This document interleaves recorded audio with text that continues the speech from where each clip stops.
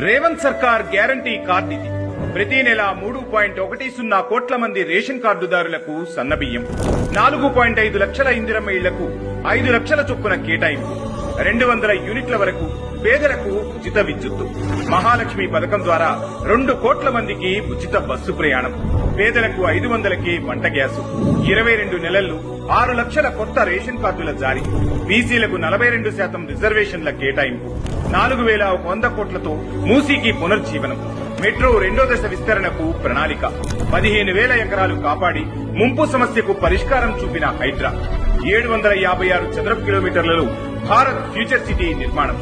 60,000 ప్రభుత్వ ఉద్యోగాల భర్తీ, బీసీ కులగణన పూర్తి చేసి చారిత్రాత్మక నిర్ణయం,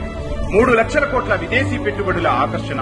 రీజనల్ రింగ్ రోడ్డు నిర్మాణంతో మారనున్న హైదరాబాద్ రూపురేఖలు, రాష్ట్రంలోని ఆలయాల కోసం 500 కోట్ల ప్రత్యేక నిధి కేటాయింపు.